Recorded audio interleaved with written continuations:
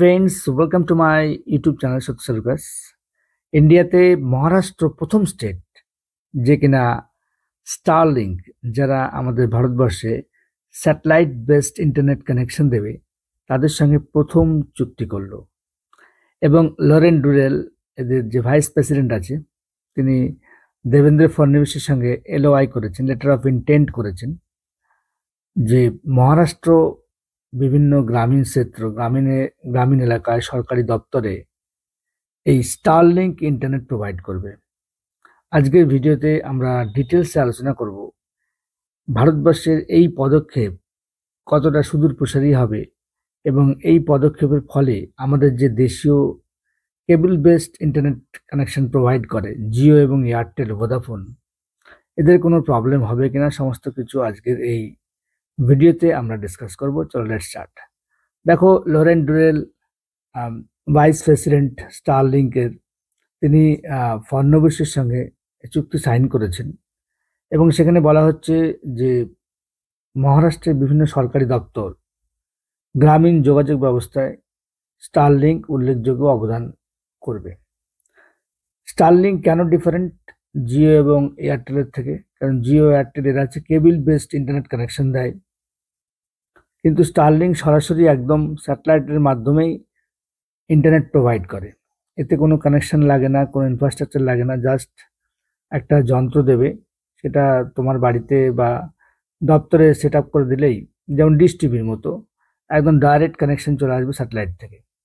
এবং এর speed high speed হবে, 200 Mbps এর স্পিড হবে, যেটা নর্মাল ইন্টারনেট কানেকশন থেকে ডবল প্রায়।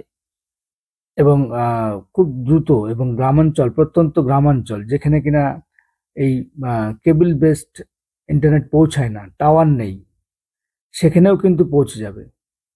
একদম পুরো প্রত্যেকটা কোনায় কোনায় এমন কোনো এলাকা থাকবে না যেখানে স্টারলিংকের কমিউনিকেশন পৌঁছাবে না। এটা হচ্ছে সবচেয়ে বড় উপলব্ধি এবং এটাই সবচেয়ে বড় লাভ।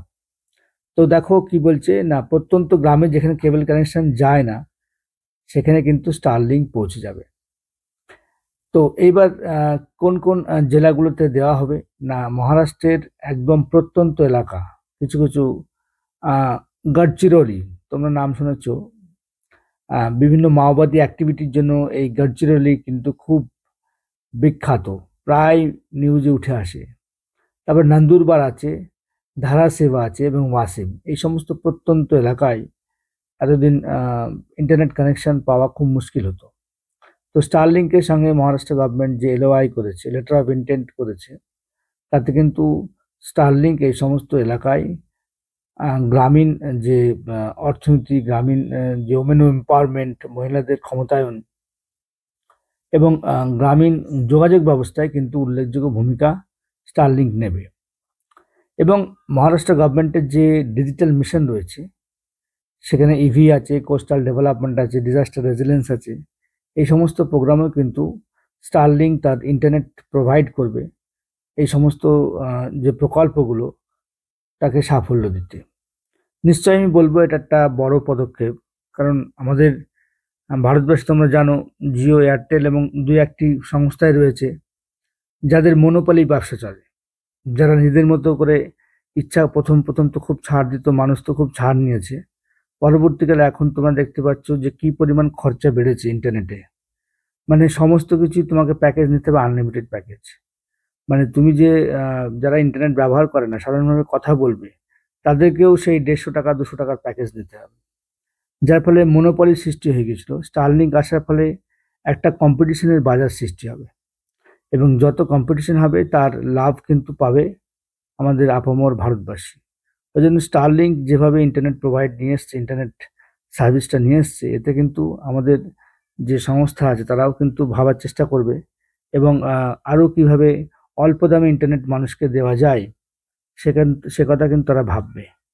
তো স্টারলিংক আমাদের দেশে এসছে, এর আমরা সুফল নিশ্চয়ই আগামী দিনে পাবো। এবং সবচেয়ে বড় কথা, স্টারলিংকের যে স্যাটেলাইট বেস ইন্টারনেট কানেকশন রয়েছে, এ খুব দ্রুত কাজ করে, 5Gর থেকেও বেশি দ্রুত হবে এবং যোগাযোগ ব্যবস্থা উন্নত হলে দেশ উন্নত হবে। তো আপনারা কমেন্টে জানাতে পারেন যে আপনারা স্টারলিংকের পরিষেবা নিতে চান নাকি জিও, এয়ারটেল, বিভিন্ন যে দেশীয় সংস্থা আছে তাদের পরিষেবাই আপনার কাছে শ্রেষ্ঠ বলে মনে হবে। সো আমার ভিডিও ভালো লাগলে অবশ্যই লাইক করবেন। Thank you, tata, bye by.